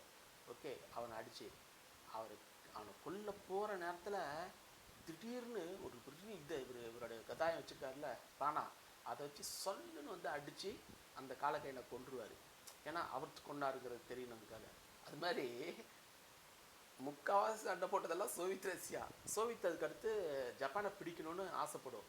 இப்போ இவங்களுக்கெல்லாம் என்ன ஒரு பிரச்சனைனா, ஜப்பானில் அவன் பிடிச்சிட்டானா ஜப்பானில் நிறையா இடம் கேட்பான் சோவியத் ரஷ்யா, அவனுக்கு நிறையா கிளைம் பண்ணுவான். அதனால் அது இல்லாமல் அவனை ஒரு மிரட்டி வைக்கணும் சோவியத் ரஷ்யாவை அப்படின்னு நினச்சாங்களே என்னன்னு தெரியாது. அதனால் they dropped atom bomb on Japan on 6th August. 8th ஆகஸ்ட்டில் தான் 1945 தான் சோவியத் ரஷ்யாவே ஜப்பானை அட்டாக் பண்ண பிளான் பண்ணோம். ஆனால் இவங்க ஒரு 2 நாளைக்கு முன்னாடியே, இப்போ பார்த்தீங்கன்னா இவங்க எல்லோரும் கோலிஷனில் இருக்காங்க, ஆனால் ரஷ்யா கிட்டே இவங்க சொல்லவே மாட்டாங்க இந்த மாதிரி ஒரு பாம்பு இருக்குங்கிறதே. ஆட்டம் பாம்பு ஒன்று இருக்குங்கிறது. ஆட்டம் பாம்பை ட்ராப் பண்ணுவாங்க 6ஆம் தேதி ஒன்று, அதுக்கடுத்து 2-3 நாள் கழிச்சு 9ஆம் தேதி ஒன்று. இந்த 2 பாம்பு மூலமாக ஜப்பானை கம்ப்ளீட்டாக இது பண்ணிவிட்டு, ஸோ ஜப்பானை வந்து சரண்டராக வச்சுருவாங்க. ஆக்சுவலாக ஜெர்மனிலாம் அவ்வளோ டிஃபீட் ஆகிட்ட பிறகு, ஜப்பானையும் நிறையா அவனோட ஐலண்டை ரிகவர் பண்ணிட்ட பிறகு, there is no need to drop a atom bomb in Japan. So அதனால தான் அவன் ஜப்பானை யூஎஸ்ஏ போட்டதுக்கு முக்கிய காரணம், யூஎஸ்எஸ்ஆரை ஜப்பானில் ஈஸ்டர்ன் ரீஜனில் அவன் இன்ஃப்ளூயன்ஸ் கூடிடக்கூடாது, ரெண்டாவது யூஎஸ்எஸ்ஆரை மிரட்டி வைக்கணுங்கிறதுக்காக பண்ணதான்ட்டு ஸ்டாலினுக்கு அந்த டவுட் இருக்கும். ஸோ இப்படி தான் கோல்ட் வார்லாம் ஸ்டார்ட் ஆக போகுதுன்னு வச்சுக்கோங்களேன். என்னடா நம்ம தான் இந்த கோலிஷனில் இருக்கிறோம், நம்மக்கிட்ட அப்போல்லாம் மீட்டிங்லாம் நடக்கும் இந்த வார் நடக்கிற டைமில். சில இடத்துலலாம் அந்த மீட்டிங் நடக்கும்போது கூட இவங்க சொல்லியிருக்க மாட்டாங்க இந்த மாதிரி ஒரு ஆட்டம் பாம்பு இருக்குங்கிறது. ஓகே, அதுக்கப்புறம் தான் இவங்க ஆட்டம் பாம்பு வச்சுருக்காங்க சொல்லி அவங்க ஆட்டம் பாம்பு தான் இருப்பாங்க. அப்புறமேட்டா இவங்க ஹைட்ரஜன் பாம்பு, அவங்க ஹைட்ரஜன் பாம்பு, அப்புறமேட்டா இவங்க இப்படி அதுக்கப்புறமேட்டா கோல்டு வாரில் அதெல்லாம் வரும். 2 பேருமே அப்படி தான் ஆர்ம்ஸ் அண்ட் அம்யூனிஷன்ஸை பில்ட் பண்ணுவாங்க. ஓகே, அதெல்லாம் பார்ப்போம் நம்ம கோல்டு வாரில். ஓகே, ஸோ இப்போ பார்த்தீங்கன்னா வித் ஜப்பான் சரண்டர் ஆன உடனே 2 September 1945 world war came to an end. Okay, so with this world war நான் முடிச்சிடுறேன். ஸோ நான் உங்களுக்கு வந்து முதலே சொன்னேன், இந்த லெசன்ஸ்லாம் பார்த்தீங்கன்னா நமக்கு யூபிசி மாதிரி ஒரு எக்ஸாமுக்கு வார் எப்படி நடந்துச்சு, யார் எங்கே அடித்தாங்க, என்ன பிடிச்சாங்க, அதெல்லாம் நமக்கு ரொம்ப முக்கியமான அவ்வளோலாம் இம்பார்ட்டன்ஸ் கிடையாது. ஆனால் இப்படி ஒரு ஈவெண்ட் நடந்ததை நம்ம தெரியணும். ஏன்னா ஒரு செகண்ட் பிக்கெஸ்ட் வார் எப்படிலாம் நடந்துச்சு, என்னென்ன ஈவெண்ட்லான்ட்டு. உதாரணத்துக்கு பேட்டில் ஆஃப் ஸ்டாலிங்கார்டோ, ஒரு நார்மண்டியோ, அந்த மாதிரி ஈவெண்ட்டு எங்கேயாவது ஒரு இடத்துல ஒரு கேள்வியாக வரலாம். ரெண்டாவது எப்படி நடந்துச்சு. ஸோ இந்த வார் பேஸ் பண்ணி தான், இந்த வாரில் நடந்த இந்த ஈவெண்ட்டை வச்சு தான் கோல்டு வார்லாம் டெவலப் ஆக போகுது. ஸோ ஏன் ஹிட்லர் தோத்தார், ஏன் ஹிட்லர் ரஷ்யாவை பிடிச்சார், அந்த மாதிரி நிறைய கொஸ்டின்ஸ் எல்லாம் கேட்கும்போது அதெல்லாம் புரிஞ்சுக்கிறதுக்கு, ஏன் அலைட் விக்ட்ரி அடைஞ்சிச்சு, அந்த மாதிரி நிறைய விஷயங்களுக்கு, ஏன் Britain was able to resist, so Churchill speech வச்சு, அந்த மாதிரி சில விஷயங்களுக்காக இந்த மாதிரி இதெல்லாம் நம்ம பார்க்குறோம். ஸோ டோன்ட் திங்க் தட் வாரெல்லாம் படிக்கணுமா அப்படின்ட்டு, இதையும் படித்து வச்சுக்கோங்க, என்னென்னு தெரிஞ்சு வச்சுக்கோங்க. சிம்பிள் தானே. Okay, hardly spend 2 hours. சில டைம்லலாம் நம்ம கரண்ட் அஃபேர்ஸ் சில இதை படிக்கணுங்கிறதுக்காக யோஜனாவை ஒரு மேகசினை வாங்கிட்டு சம்மந்தமே இல்லாமல் ஒரு 4 பேஜ் படிச்சுட்டு இருப்போம், சம்மந்தமே இல்லாத ஒரு டாப்பிக்கை. அந்த டாப்பிக்கெலாம் வரப்போதானே தெரியாது. ஆனால் இந்த மாதிரி டாப்பிக்கெலாம் கேள்வியாக வரும் இது ரிலேட்டடாக. ஸோ அதனால் இந்த மாதிரி ஏரியாலாம் ஒரு ஸ்ட்ராங் ஆக்டில் தப்பு இல்லை. நீங்கள் நினைக்கலாம், என்னடா இந்த ஆள் ஹிஸ்ட்ரி மாதிரி எடுக்கிறாரு அப்படின்னு நினைக்காதீங்க. நான் வந்து யூபிஎஸ்சி ஜிஎஸ் தான் எடுக்கிறேன். ஆனாலும் இன்ஃபேக்ட் இதெல்லாம் பார்த்தீங்கன்னா எங்கேருந்து எடுத்தேன்னு நினைக்கிறீங்க, நம்மளுடைய நார்மலான அஜிந்த புக்லேருந்து தான்.